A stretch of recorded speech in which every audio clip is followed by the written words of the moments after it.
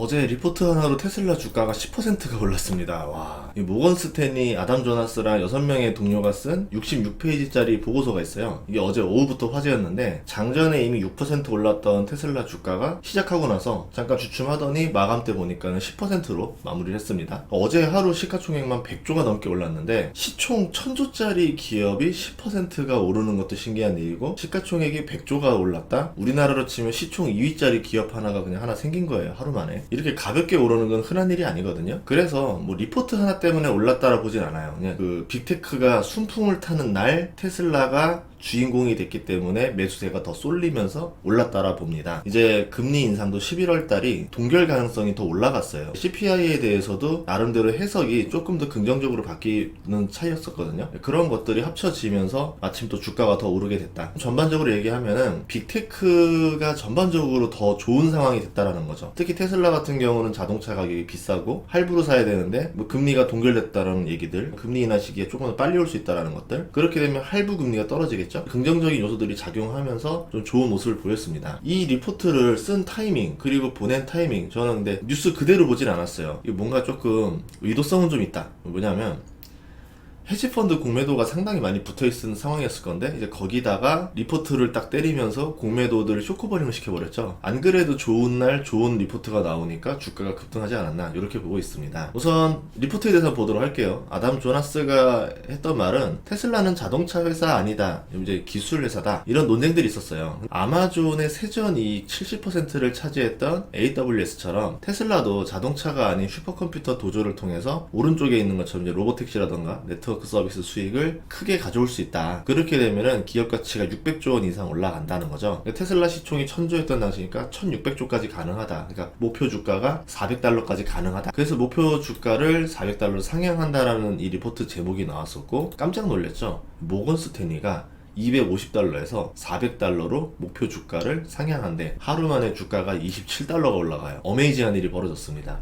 모건 스탠리는 생성 AI 문제는 하드웨어 발전이 소프트웨어를 따라가지 못한다 이런 말을 했었어요. 그래서 테슬라도 자신들의 계산을 위해 필요한 하드웨어를 하나씩 개발 중이고 도조는 각 칩 자체가 슈퍼컴퓨터이기 때문에 외부 장치에 의존하지 않고도 스스로 가속할 수 있다. 그래서 굉장히 효율적인 슈퍼컴퓨터다 이렇게 말을 합니다. 이 맞춤형 AI 자체 칩은 자율주행 데이터 처리가 핵심 기능입니다. 그렇기 때문에 에너지라던가 대기시간 절약이 효율적이죠. 엔비디아에서 나오는 건 만능이에요. 어떻게 쓰일지 모르니까 그냥 다 만들어준 거고, 이제 테슬라 입장에서는 자율주행 위주로만 딱 짠 거예요. 내가 필요한 기능만 넣어놓으면 됩니다. 그렇기 때문에 비용 절감이 된다는 거죠. 엔비디아의 H100을 사지 않아도 돼서 비용 절감이 가능하다고 했는데 실제로 테슬라가 또 H100을 주문했다는 뉴스가 있어요. 그러니까 당장의 이야기들이 아니라 이후의 이야기다 보시면 됩니다. 그리고 AI 자체 칩이 효율적인 거냐에 대한 의문도 이야기를 했습니다. 구글, 아마존, 마소, 메타 모두 엔비디아 칩을 벗어나기 위해서 자체 칩을 개발하고 있죠. 엔비디아 칩이 너무 비싸니까 그 돈이면 내가 만들고 말지 이러면서 하고 있는데, 이게 자체 칩이 일시적으로 뛰어날 수는 있지만 엔비디아는 1년에 80억 달러 이상 연구 비용을 투자하고 있어요. 당장은 좋을지 모르지만 시간이 지나면 기술 격차가 벌어진다는 거죠. 조금 있으면 엔비디아께 더 좋은 게 나오는데 우리가 뭐하러 연구비를 들여서 그걸 쓰느냐, 그냥 엔비디아 거 쓰는 게 낫지, 안 맞는다는 겁니다. 테슬라의 자체 AI 칩 같은 경우는 훌륭한 칩을 만드는 게 목표가 아니에요. 다른 이제 빅테크 회사들과는 다른 목적입니다. 자율주행이라는 단일 목적을 위해서 최적화된 비용을 낮추는 게 목표인 칩이기 때문에 승산이 있다 이렇게 보는 거죠.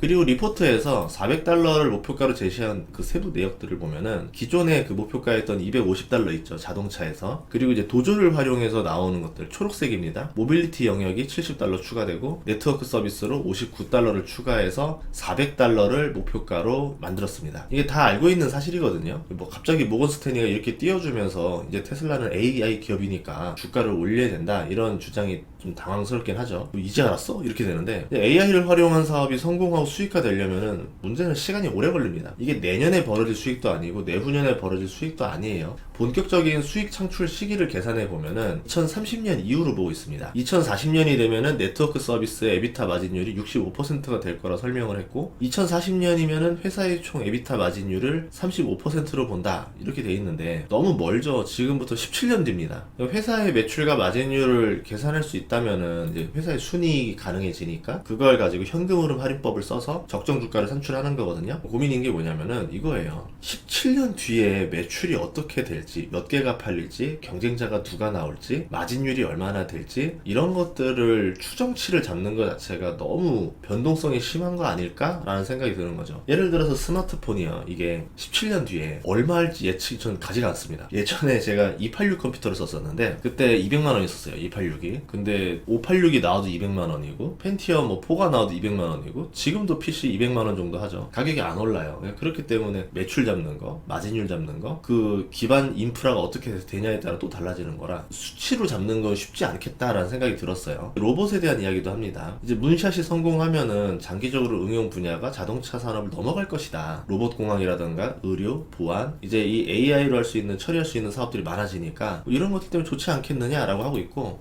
실제로 테슬라를 타보시면 알겠지만 스마트 패드로 다 제어가 됩니다. 패드로 다 제어를 하죠. 다른 자동차들은 이 반도체가 통합이라기보다는 다 따로따로 물려있는 것들이 많아요. 뭐 공조기 버튼, 무슨 버튼 수동으로도 가능하고 이러는데 테슬라는 그냥 하나 딱 있습니다. 느꼈던 거는 이 스마트폰이라 싶어요. 스마트폰은 우리 다른 버튼 별로 없잖아요. 이걸 가지고 모든 걸 제어할 수 있잖아요. 그런 점에서 가장 이제 컴퓨터에 가깝다. 이 컴퓨터를 가깝게 한 이유는 넥스트 모델, AI 모델 기반을 활용한 사업을 하기 위해서 이렇게 돼야지만 로보택시를 쓴다라던가 뭐 원격으로 제어를 한다라던가 뭐 여러 가지 될 것 같아요. 로보택시 같은 경우는 내가 자동차를 안 쓰는 시간대에는 이게 자율주행이 된다 하면은 얘가 돈을 벌어오는 겁니다. 택시에서 돈 벌어올게요 라면서 이제 자동차가 고객들 태워주고 돈을 벌어와요. 내가 안 쓰는 시간만큼 돈을 벌 수가 있겠죠. 게임으로 치면 플레이 언인데 게임을 하면서 돈을 버는 것처럼 내가 일하는 시간에 자기가 돈을 벌어오는 시스템? 그러면은 굉장히 좋아하겠죠. 물론 이게 현실화되면 주가가 진짜 엄청 오를 겁니다. 근데 이게 당장 언제부터 될지를 알 수가 없어요. 알 수 없는 시기를 주가로 당겨오는 것 자체는 계산할 때 조금 피하는 게 좋지 않을까 뭐 이런 생각을 하고 있습니다. 이 애널리스트 아담 조나스가 월가 분석가 랭킹 8,561명 중에서 946입니다. 나름대로 상위권 랭커긴 합니다.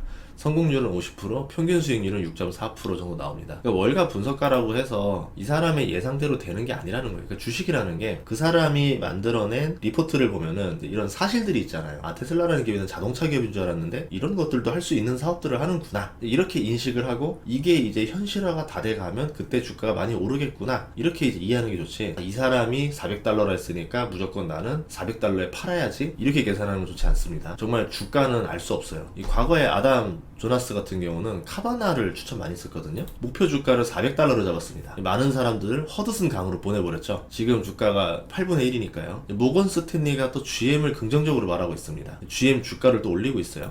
그래서 제가 생각할 때는 현재 하고 있는 전기차의 가격, 생산량, 슈퍼차저 수익, 그리고 앞으로 지어질 기가팩토리, 메가팩 사업까지 포함을 해서 1, 2년 안에 들어올 수 있는 캐시를 보고 적정 주가를 잡는 게 낫지 않을까? 조금 더 무난한 기업들이 있을 거예요. 뭐 코스트코라던가 이런 좀 매출과 이익이 꾸준히 평균을 추구하면서 올라가는 기업들이 있거든요. 이런 기업들은 5년 뒤, 10년 뒤까지도 현금 흐름 할인 기법으로 대략적으로 찾아볼 수가 있겠죠. 근데 이 기술주들은 현금 흐름 할인 기법으로 분석한다는 것 자체가 저는 이해가 안 갑니다. 어떻게 될지 모르는데 이거를 꾸준히 이렇게 성장할 거라고 가정한다는 것 자체가 좀 무리가 있지 않나 싶거든요. 지금 같은 경우는 테슬라가 제일 문제가 매출 총 이익률이 많이 떨어지고 있어요. 이제 가격을 계속 내리기도 했기 때문에 판매량은 늘어나면서 단가가 떨어지니까 마진이 지금 줄고 있는 거죠. 물론 이게 전략적인 정책이긴 하지만 우리한테 원하는 건 뭐냐면은 이제 하이랜드처럼 모델 체인지하고 모델 Y도 체인지 하겠죠. 그리고 신모델 사이버트럭 나오고 자동차 가격 인상 뉴스들이 나오면서 매출 총 이익률이 올라가지 않을까 싶어요. 그리고